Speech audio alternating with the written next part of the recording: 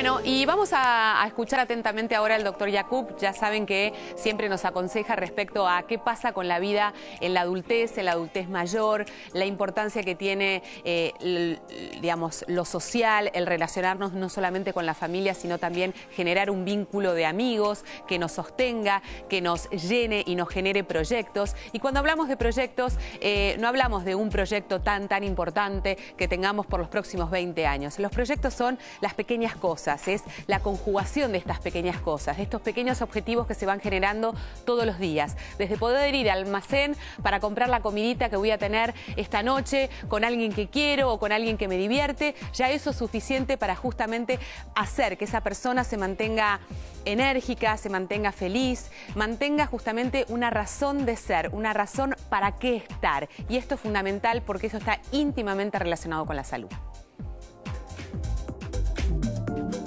El sentido de la vida como idea de un proyecto por lo cual vivir, por lo cual despertarse cada mañana, es algo que en realidad necesitamos a lo largo de toda la vida.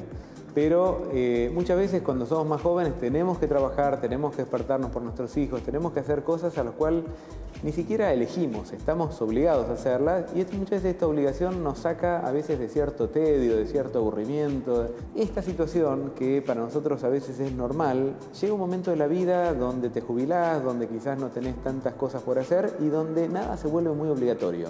Esto es concretamente lo que le pasa a muchos adultos mayores, que en alguna medida se quedan ahí como diciendo, bueno, no tengo nada obligado, entonces ¿qué hago? Y hay gente que se queda ahí como diciendo, bueno, no, ¿para qué voy a hacer esfuerzos si ya en realidad estoy grande, si ya en realidad ya hice todo el esfuerzo?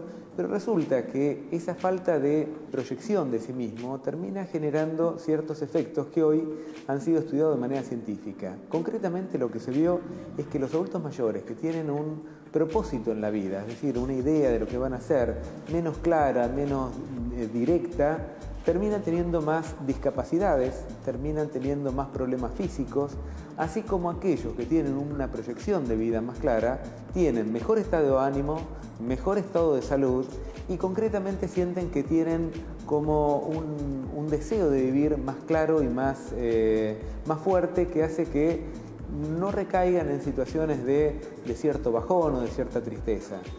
Un proyecto concretamente es aquello que me prometa para mañana algo por lo cual me interesa despertarme.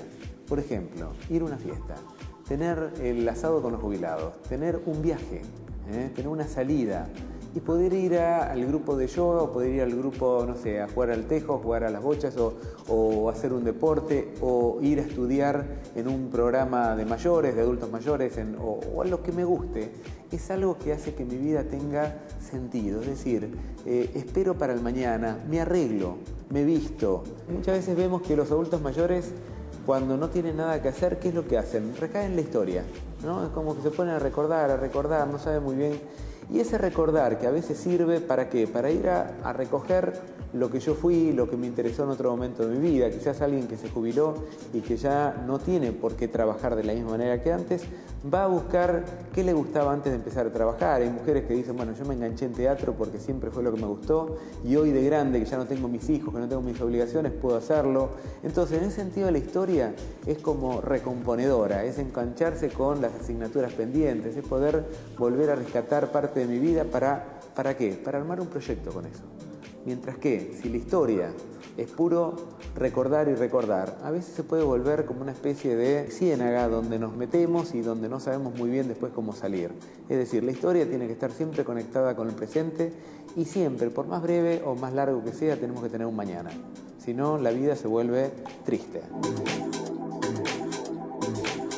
Bueno, todo se vuelve denso si uno no tiene proyectos. Levantarse a la mañana, poder amanecer, poder generar y pensar qué es lo que voy a hacer en ese día.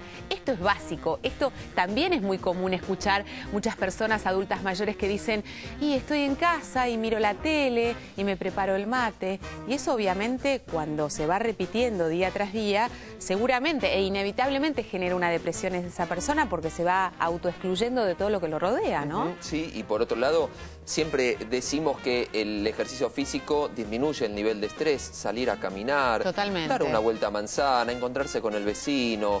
Sabemos que también ahora vamos a hablar de la exposición al sol y vamos a hablar del cáncer de piel, pero sabe que es muy importante que uno debe exponerse al sol por lo menos parte del día, porque esto tiene que ver con la absorción de vitaminas, ¿no? De vitamina D, tal por cual. eso, entonces, digamos, si vos no te expones al sol, y esto te estoy obligando a que abras la puerta de tu casa y salgas afuera, aunque sea para mirar cómo están las flores del jardín de enfrente de la vecina, te vas marchitando, literalmente como una flor que no recibe lo que necesita. Sí, la vitamina D interviene en el metabolismo óseo, sí, y lo que hace es hacer que los huesos, por otro lado, también estén más fuertes. Obvio, osteoporosis, ¿te suena todas estas cosas? Es todo un círculo, está todo relacionado. Todo íntimamente relacionado. Bueno, ahora sí, vamos a focalizar la atención. Estamos en una época del año donde empezamos a exponernos muchas más horas a la luz del día, porque los días son más largos, naturalmente, porque inclusive estamos más desabrigados, estamos más desnudos, por así llamarlos, y lamentablemente son cada vez más los casos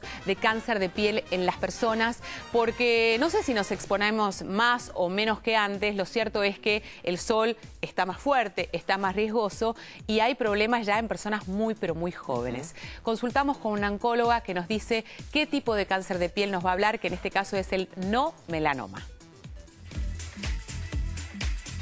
Hay varios tipos de cáncer de piel. El cáncer de piel más frecuente es un cáncer de piel bastante buenito, que es el carcinoma vasocelular, que no tiene tendencia a invasión, digamos, a dar metástasis, solamente crece localmente. Entonces hay que sacarlo a tiempo, pero en general es de lento crecimiento, da tiempo. Un poquito más agresivo y menos frecuente es el espinocelular.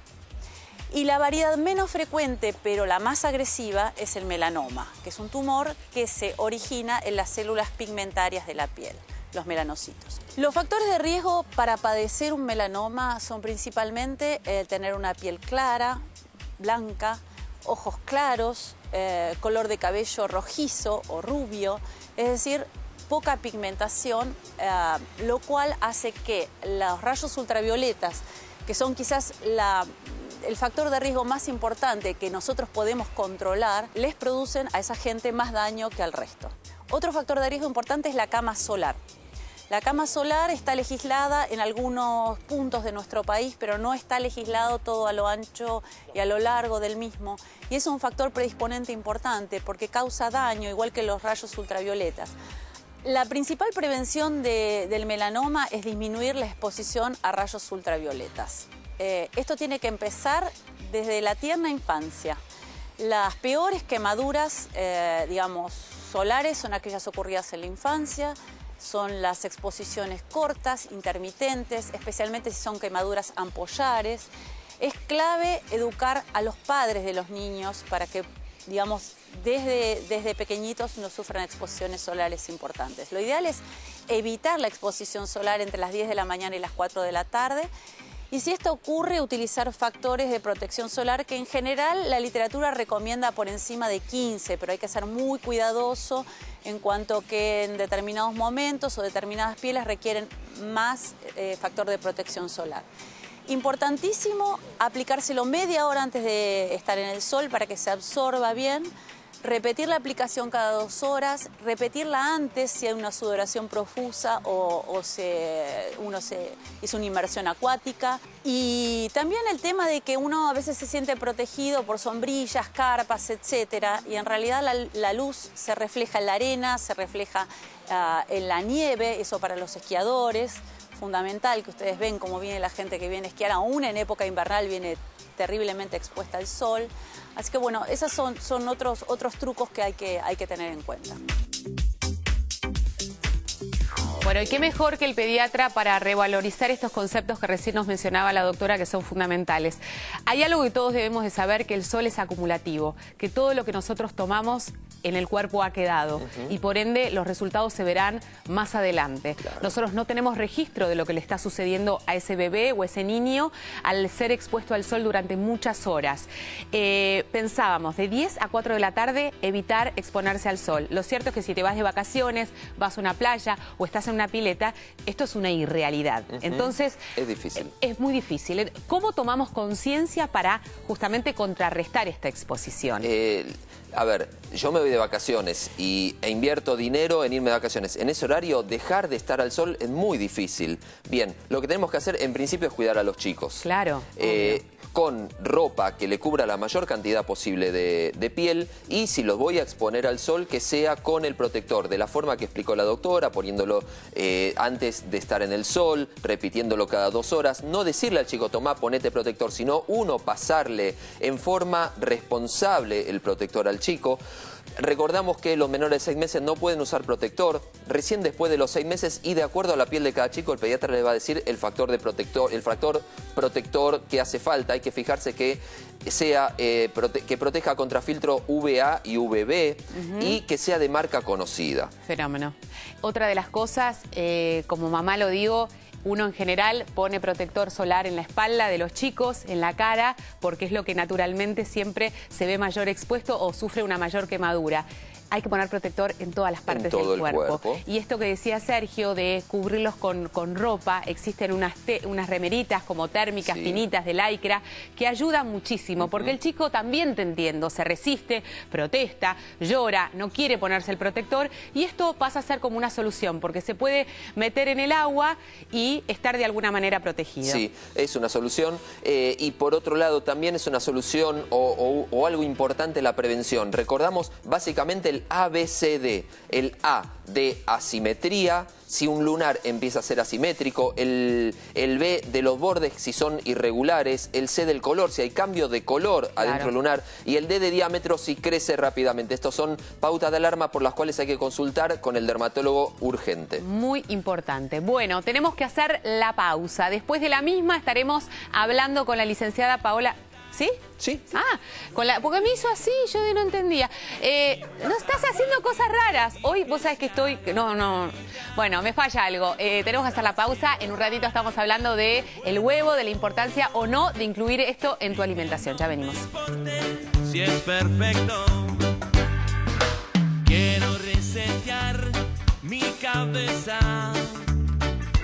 empezar a hacer lo que sea sin filtrar, disfrutar como tarde de viernes, ser feliz por todo.